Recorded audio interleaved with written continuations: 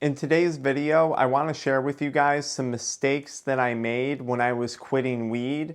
And if you like the information in today's video, I put it all into a PDF document, and you can find that document for free in the pinned comment, the link in my profile, or the video description. So let's get right into it. Mistake number one that I continually made over and over again throughout my years of trying to quit was comparing my journey of quitting to other people. So I was constantly watching YouTube videos very similar to my own, CG Kid, other OGs when it comes to addiction recovery content, and I was constantly comparing myself. And this was a really bad thing. And I was not only comparing myself to other people on YouTube, but I was comparing myself to other people, like my friends that I had quitting and other acquaintances that I knew who were quitting on like social media. And this was bad because some of these people were further ahead than I was in a shorter period of time than I was.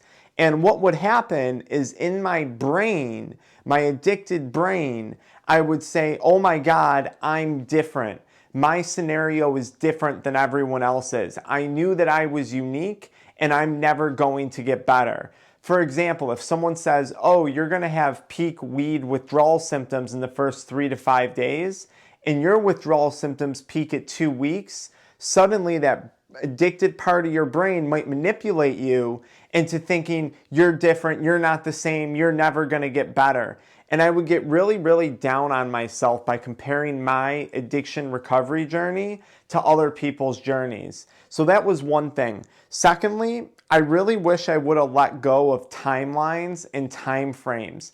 I had all of these expectations in my quitting journey, like, okay, I'm going to quit, and at day 3 I should be here, and at 2 weeks I should be here, and at a year I should be here, new job, new relationship, new life, whatever. And I really wish I had let go of all of those timelines. I think it's really good to have general timelines, and that's why I've made so many videos on like weed withdrawal timelines, nicotine withdrawal timelines. But please, guys, if you're watching those, take them with a grain of salt, because what applies to me and what applies to someone else might not apply to you. Addiction and quitting weed is a very unique experience to yourself, to the individual quitting. Mistake number 2 that I made was overcommitting. I would quit and I would get super ramped up. I'd be like, I'm going to change my whole life. I'm going to start eating healthy. I'm going to work out 5 days a week. I'm not going to watch porn anymore, another addiction I had. I'm not going to chew tobacco. I'm not going to vape. And I would commit to so many things. I'm going to journal every day. I'm going to meditate every day. I'm going to go to the sauna at least 4 days a week. And I would overcommit. The only commitment you need in the beginning of sobriety, although I am an extremely goal-oriented, our programs that we have for people are extremely goal-oriented, they're meant to drive people, your only commitment when you first quit is quitting, okay? It's great to have all the other aspirations and goals, and I would encourage you to, but your only goal is quitting. And this might mean to other people too. Maybe you can't commit to that thing at the job. Maybe you can't commit to that thing at school. Maybe you can't commit to that next level of the relationship right now in early sobriety. Your commitment needs to be to yourself and staying sober, not smoking weed day in and day out in your early sobriety process. Don't overcommit or you're going to get overwhelmed.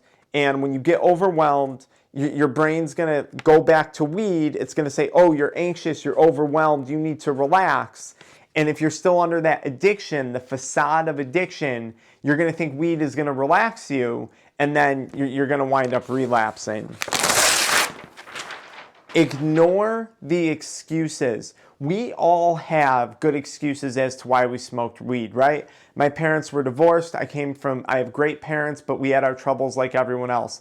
I went through challenging things as a child, as many people did, right? We use weed as a coping mechanism. I had valid excuses to go back to smoking. I still have valid excuses to go back to addiction. That doesn't mean that we need to accept those excuses and that we need to listen to them. You probably have valid reasons why you smoke. Whether it's recreational, medicinal, childhood trauma, coping, it doesn't matter. You can choose to ignore those excuses, even if they are valid. The next thing I wish is that I had ignored the physical feelings I was going through. I would start to feel tired, fatigued, more depressed, more anxious sometimes when I would quit weed. My muscles would hurt. I'd feel super nauseous. I had CHS, whole different story. I wish I ignored how I felt physically and that I just kept going. I would get so tied up in how I felt, and I'd be like, oh, I don't want to quit anymore. I changed my mind because I feel bad today. And I wish I ignored that, because I ignored how I felt every single day that I was addicted to weed, right? I felt demotivated. I felt sick. I felt lazy. I felt tired. I felt nauseous. I felt depressed. That's why I was quitting, right? There's a reason why you're quitting. And you ignore those feelings every single day to keep smoking. So ignore your physical emotions, ignore your physical feelings while you're quitting. Your physical feelings, the physical hurt of withdrawal, ignore it. You don't need to embrace it. Secondly, or thirdly, others.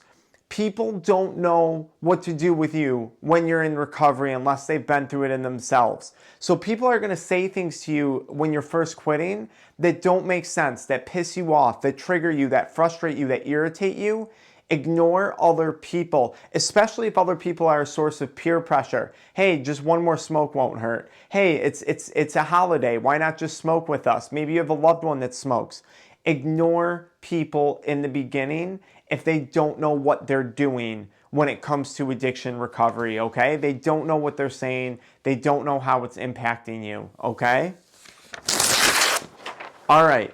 Avoid relapse at all costs, guys. Relapse makes us lose faith in ourselves, and it wears on us. And every time it wears us down a little bit more, a little bit more, a little bit more, we become all the more susceptible to ongoing addiction.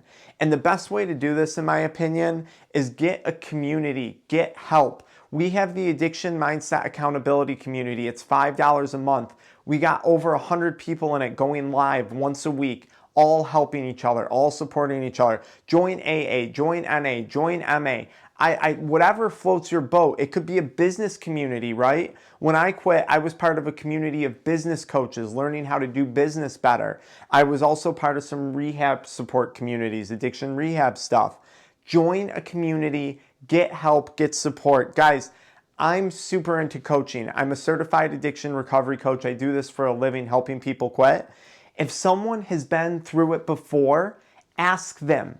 It's like getting a cheat code. Anytime, people ask me all the time, how did you start on YouTube? How did you grow your TikTok to over 400,000 subscribers? I hired coaches. I paid people who knew how to do it, and I got the cheat codes. Talk to someone who's been through it before. Have a support community. Have connections. Make relationships, and lean on those when you feel like you're going to relapse. Ask for help. That's one of my biggest regrets when it comes to quitting. I didn't ask for help soon enough. And honestly, in my journey, I really didn't ask for help along the whole process. I kind of went at it on my own, and I guess maybe YouTube is where I leaned for help, which is kind of like asking. But God, I wish I had a community, guys.